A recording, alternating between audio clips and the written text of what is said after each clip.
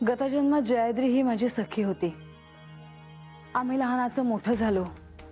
गतजन्मात माझा श्री महादेवांशी विवाह झाला आणि त्यानंतर ती माझ्यासोबत कैलासात आली होती।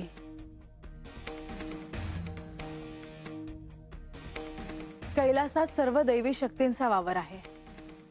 जयाद्री मनुष्य रूपात तिथे होती। कोणत्याही मनुष्याला कैलासातील दैवी शक्तीच्या परिघात अनंत काळ राहता येणे सोपी गोष्ट नाही।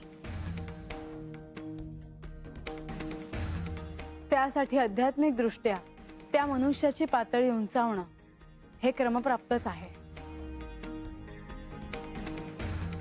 तिथे जयाद्रीला जे सहजासहजी प्राप्त करणं अवघड होतं तेच कृतयुगात त्यांच्याशी विवाह केल्यामुळे ध्यान साधनेत आणि योग साधनेचे द्वार उघडे होतील, हा देखील उद्देश होता।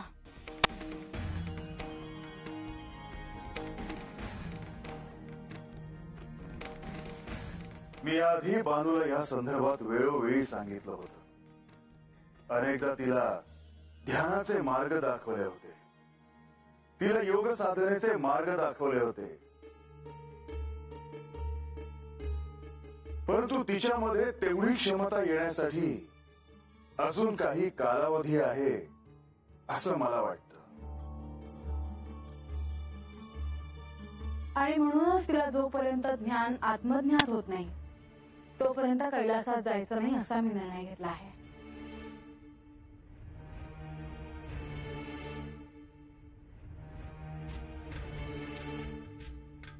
आजपर्यंत सगळ्यांनी तुमचा राग, तुमचा क्रोध पाहिला आहे, परंतु आज तुम्ही घेतलेल्या या निर्णयामुळे हे पुन्हा एकदा सिद्ध झालं की तुम्ही जगत जननी आहात। देवी, मला कल्पना आहे की माझ्या विस्मरणाच्या काळात मला सत्य कळल्यानंतर मी यांच्यासोबत कैलासात जाईन असा विचार आणि घोषणा केली होती, पण आज मला स्मरण झाले आहे आणि जिच्यासाठी हे सारं केलं तिला कसं एकटं सोडून जाऊ।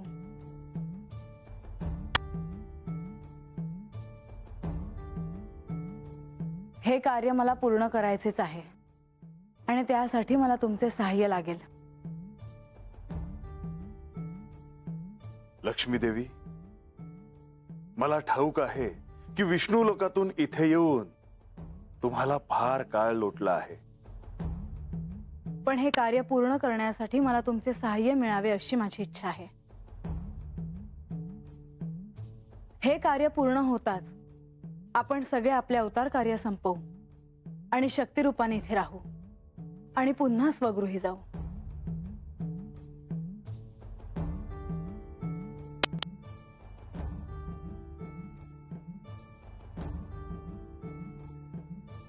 तुम्ही म्हणता आहात तसंच होईल माझा। हे कार्य झाल्यानंतरच आम्ही इथून निघू। देवी, या शिवलीलेत एका नवीन अध्यायाला प्रारंभच झाला आहे आता। होय माधवा, आम्हाला देखील या निर्णयाचा आनंदच झाला आहे देवी। मला तुम्हा सगळ्यांकडून अजून एक वचन हवे आहे।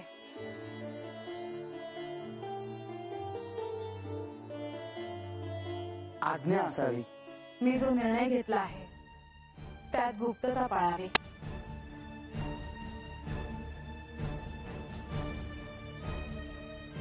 माते, ह्याबद्दल कोणालाही कळणार नाही अशा मी वचन देतो।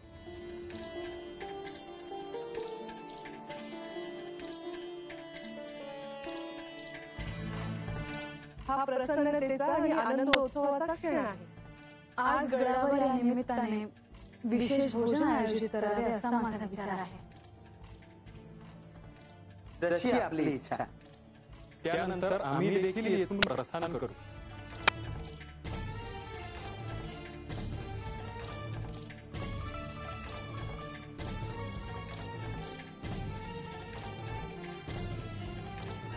चौडप्पा, आज गडावर विशेष भोजनाचे आयोजन करण्यात यावे। होयजी, त्याची समधी तयारी करायला सांगतो मी। आणि त्या भोजनासाठी बांगलाला देखील आमंत्रण द्या।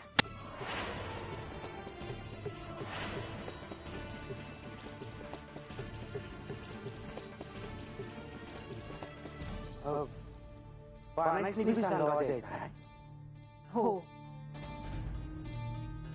चोडप्पा, बानूला निरोप पाठवा की तिला गडावर येण्यासाठी महासेने आमंत्रण दिले आहे. वैजी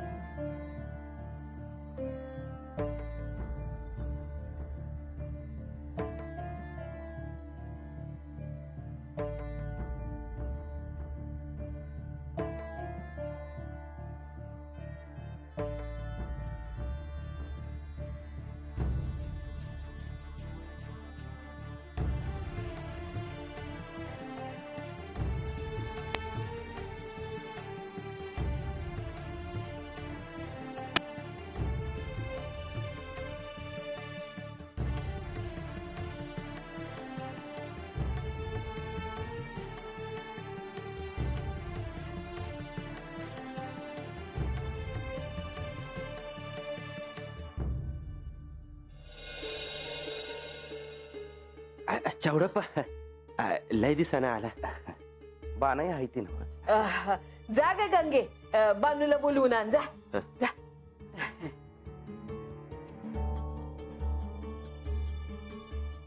आज कस काय येणं केलं? नाही, एक काम होतं. बानाईसनी सांगावा सांगायचा होता. सांगावा? या.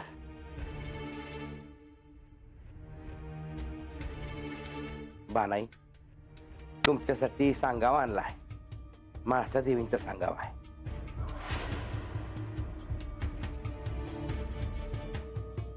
काय सांगावा आहे? देवीने तुम्हासनी गडावर भोजनासाठी बोलवलं आहे.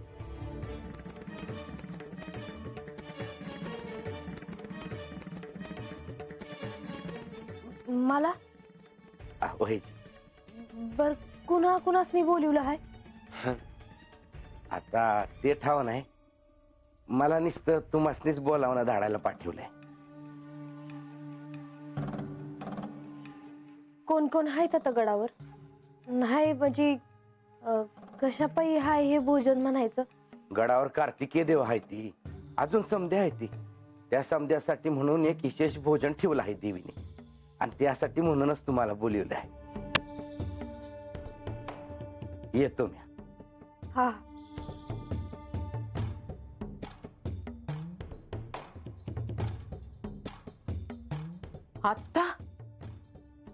आता हे काय नवीनच आणि? होय की, ह्याच्या अगोदर बानून गडावर पाय देखील ठेवायचा नाही असं म्हणत होत्या माळसा देवी. हा, आणि त्यानेच गडावर बोलवलं का? त्यासनी वाटलं असेल बोलवावं म्हणून. म्हाळसा देवी बी हाता आल्या होता ना व. ए तो का बस. मला बी हे समज काय चाललं हाय ते समजना झालंय बघ.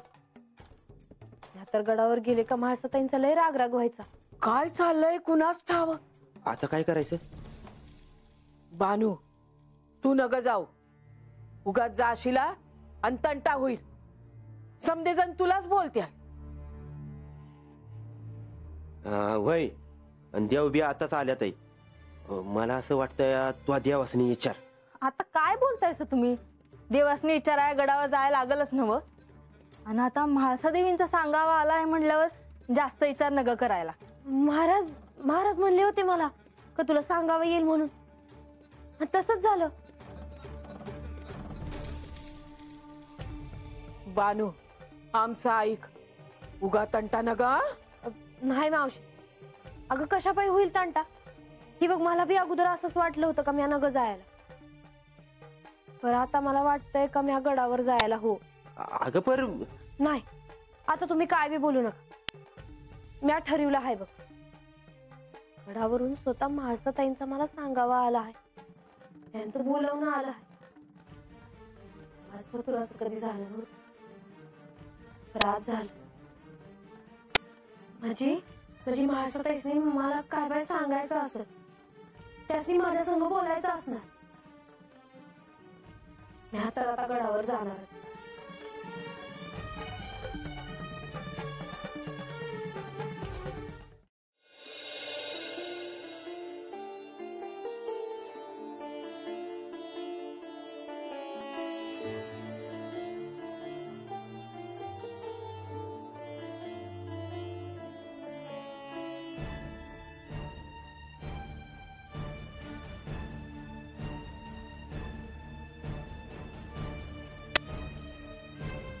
खूप छान झाली आहे सगळी व्यवस्था. हो, आज बऱ्याच काळानंतर जेजुरी गडावर असा आनंद सोहळा होतो आहे. स्वाभाविकच आहे. आजचा दिवस माणसासाठी महत्वाचा आहे. आज खऱ्या अर्थानं त्या अन्नपूर्णा म्हणून सगळ्यांना सामोरं जाणार आहे. हो, हेही आहेच. परंतु त्याने बाणाईला आमंत्रण का दिलं हे अजूनही कळलं नाही. म्हाळसा देवींनी सांगितलं की त्यांनी बानूसाठी तिथे थांबण्याचा निर्णय घेतला आहे. मग त्या तिच्याशी आधीसारखंच कसं वागतील? हे एवढं सोपं नाहीये देवी. तुम्ही असं का म्हणता? कारण असल्याशिवाय मी कधीही शंका उपस्थित करणार नाही. बरोबर आहे, परंतु आता कुठलाही वाद होण्याची शक्यता आहे असं मला वाटत नाही. नाही झालं तर उत्तमच आहे, परंतु काहीतरी घडेल हे निश्चित. बानू गडावर आल्यावर पाहूया. आज त्या दोघींची गळा भेट व्हावी. किती वर्ष त्या दोघींमध्ये जे वादविवाद होते त्याला काही अर्थच नव्हता हे त्या दोघींनाही आता पटलं आहे. यानंतर बानूचं आयुष्य देखील बदलणार आहे.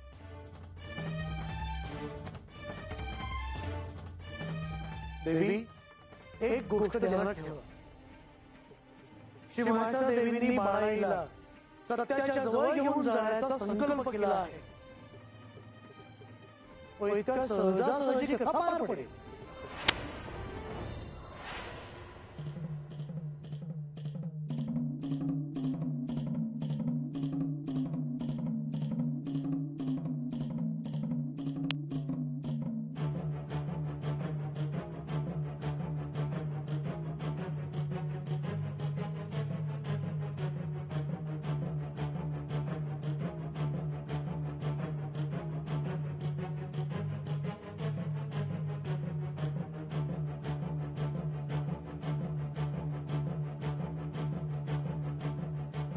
खंडेराया माझा घास मल्हारी, खंडेराया माझं पाणी मल्हारी, खंडेराया माझा भास मल्हारी, ध्यानी मानी सदा शिव. खंडेराया ध्यानी मानी सदा शिव, सदा शिव मल्हारा, सदा शिव मल्हारा. खंडेराया माझा घास मल्हारी, खंडेराया माझं पाणी मल्हारी, खंडेराया माझं भास मल्हारी, ध्यानी मानी सदा शिव. खंडेराया माझा घास मल्हारी, खंडेराया माझं पाणी मल्हारी, खंडेराया माझं भास मल्हारी, ध्यानी मानी सदा शिव. सदा शिव मल्हारा, सदा शिव मल्हारा.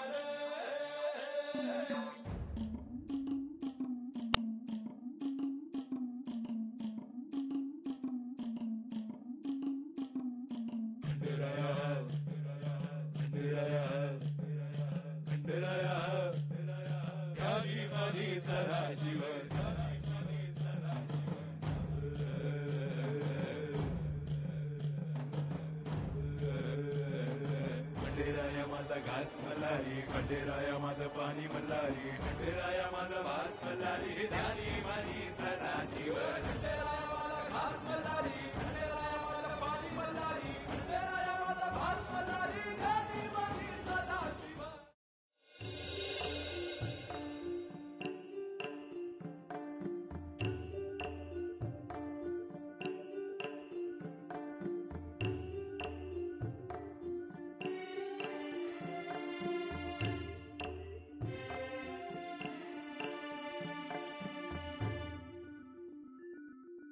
आज गडावर सर्वत्र प्रसन्न वातावरण आहे.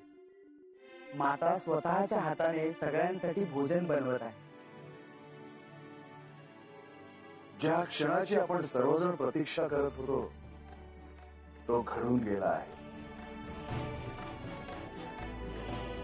आपण सर्वजण एकत्र आहोत तेव्हा आता खऱ्या अर्थाने हा आनंद सोहळा साजरा करूया. हे सर्व काही घडावं ही सर्वांचीच इच्छा होती आणि ह्यासाठी सर्वांनी सहाय्य केले आहे.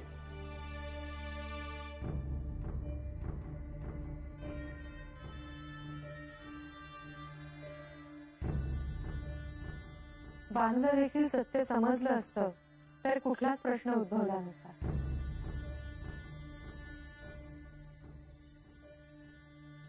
पण आता काय प्रश्न आहे?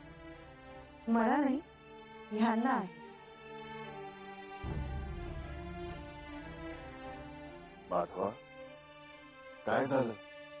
काही नाही.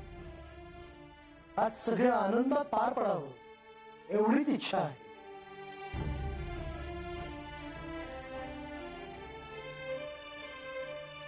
म्हणजे म्हाळसेने बांधूला आमंत्रण दिलं आहे त्याबद्दल तुम्ही चिंतेत आहात का? हो.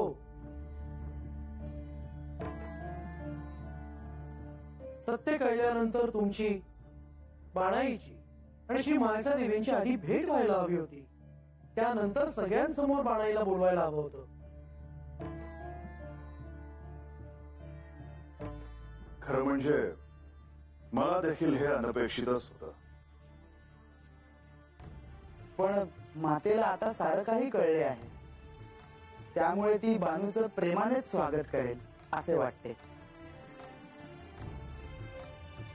मला असं वाटतं आता आपण ह्याचा विचार करायला नको.